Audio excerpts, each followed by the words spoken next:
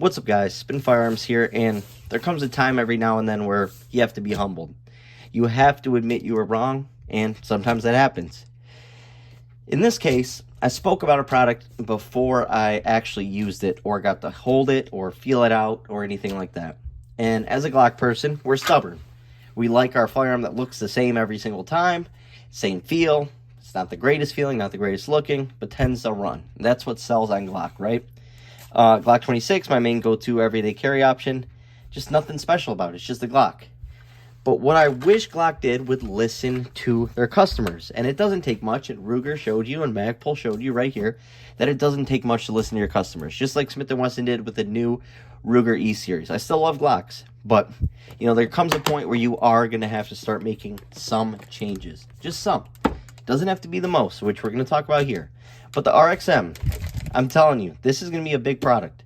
They have so many avenues that they can take this down. They have so many different directions that this could swing to make it a huge, just series for them. And I'm going to get into that. So what does it come with? This, whatever.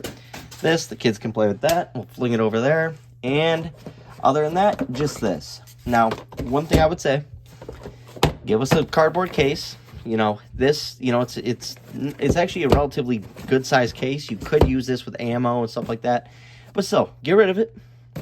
Mark $5, $10 off this thing, right? Not a big deal. Overall, not a bad case at all. But like I said, I prefer a cardboard box and just, take a little bit of the money off. Not a big deal, but that doesn't matter. Let's talk about what we get. You get 2 mags, then you get a wrench, for your optic, and then you get the firearm. I'm going to move this out of the way so we can actually see the contrast a little bit better. The RXM from Ruger. Now, as a Glock fanboy, it makes me official to talk about this because I am a fanboy at the end of the day, and this is a direct competitor to my favorite firearm manufacturer. And I have to say they did a great job. I have PSA daggers. I haven't had good luck with my PSA dagger. My micro dagger's been great, but not my actual daggers. I like the way they feel. They have a lot of good stuff going for them, but the reliability of my daggers have been the one setback. This thing, if it continues to run, and I'm telling you, Ruger has a winner on their hands. Smart, and we're going to touch on it. They have so many ways to go with this. 1, a subcompact. Give us a grip module. We already have the RXM. Just give us the grip module, right? Just offer the grip module and then 10 or 12 round mags. I'm telling you. Just keep the same upper. You don't even have to redesign a new upper, a 3.4-inch barrel, 3.5-inch barrel. Just leave the 4-inch. Give us a hybrid that Glock never made. That's another, stab at Glock, right? Because there's so many in this package, right? Comes with a nice rail. Another thing they did, they just changed up the color of the frame. Just like when the 43X and 48 came out, they gave us the silver or the stainless upper. That was big. It separates itself from the same old Glock every single time. They just changed the color of the grip. It sets itself apart. Everyone knows this is the RXM, and it looks good. They went with a nice, clean, quality choice. Rounded trigger guard, I noticed. Memory pads. How hard would it be for Glock to add a little bit of stippling?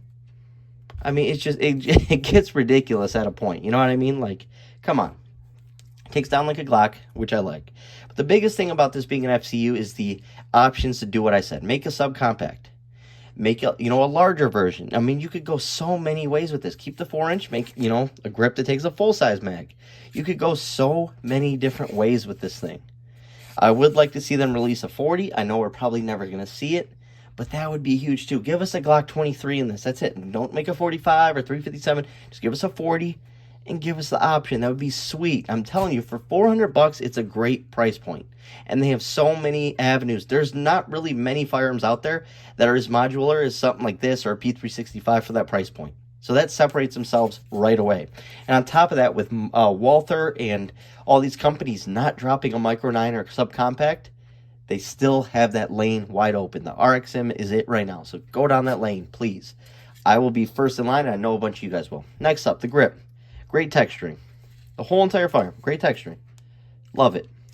Nice, little bit bigger undercut. It could be a little bit bigger, but not a big deal. It's still relatively nice, very comfortable. Get 2.5 fingers on the grip, and then so you get a finger here, but you're not going to have any pinching because you do have the flared frame. You see that? It does flare out a little bit. It's all the little simple stuff that can be changed so easily, but just never gets done over there. Then, mag release. Works pretty well. I know it's most likely the mags that are the reason why it's not flying out, but it works. Check out that mag release. Nice and tucked, textured, but it's relatively semi-flush, right? So, generally speaking, it won't accidentally get hit or bumped, but you can easily manipulate it. Really like that. Now, does it release? It does. Some of my other Rugers, like I've had the Security Series, some of them do not release while using the slide stop. It's simply a slide stop, not a slide release. Now, one thing I really noticed is the finish. I love Rugers. I love my LCP Max. I love my LCP. So this is right up my alley. But I really noticed that their finish is top notch on this. They did a really good job at giving us a really nice finish. You notice that? Compared to something like the Security Series or my Max 9, the finish is just not where it should be. And so giving it to us at a $400 price point with that finish is really nice. They kept it classic, simple, Gen 3 up top. Nothing crazy, just nice and classy. A couple lines through it to separate it. For its serrations, rear serrations. Took Glock years to figure that out. And just an RXM. Simple. Looks really nice. Looks really clean. Over here, same thing. And what I love about Ruger, American made. All of it. Not made in Indonesia and then they say it's made in America. No, American made. I love it. For $400, I'm all for it. This is the, working Americans, the average working American's gun. It really is. Now check this out. Night sights. Now you can get used Glocks for $300, $350, $400. It's more rare to see them for like $250, $300, but you can. Typically it's about $350. This being $400 brand new with night sights, a little bit higher. I wouldn't say quite suppressor height. I'm not 100% sure though. I haven't measured or anything like that, but they just seem a little bit bumped up. Just in case you want to throw a threaded barrel in there, whatever you want to do. But really nice tritium sights, blacked out rear. That's a really nice sight picture. Nice clean white outline on that front dot.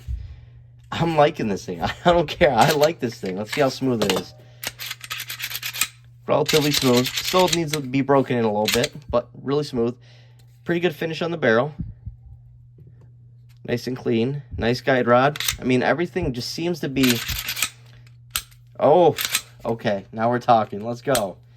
That is not a Ruger trigger. That is a nicer Glock trigger. I kid you not. A little bit longer reset. Crisp and clean, and I really like the shape of that trigger. Look at that. I kid you not. This is a win from Ruger. I'm shocked. This is a win. I think this is what they were sort of lacking in. They have pocket pistols, right? They have micro 9s. They have all this stuff. They started the very first stack and a half pocket pistol. All this stuff. They needed a good, solid, compact series and so on. You know what I mean? I'll pay a little bit extra money for a Ruger because I like Ruger. I think they're a great company. I stand by them. I'm all for them. You guys know how many Rugers I have. Love this thing. For an optic, I mean, this is just... It doesn't get more solid than this. And I doubt it's going to be that difficult for Magpul to give us a subcompact frame. I really can see that happening in the future. And then just give us, the smaller mags. That would be so big. I kid you not. That would take the internet by storm. It would be huge, at least on this channel. I'm telling you, if they did that, I'd be one of the happiest people. Because this is a carry gun right here. This is an affordable, well-made carry gun. Like I said, for a good, decent price for the average hardworking American. This is definitely worth a pickup. Oh yeah, this is worth a pickup. This is solid. I like this. So we're going to be doing the first shots review. We're probably going to try and burn 500 to 1,000 through it and get all of it on camera. The first 1,000 rounds, and we're going to show every single round being fired out this handgun for you guys. We're going to burn it down. So stay tuned. The RXM. So far, it's a winner. I'm eating my words.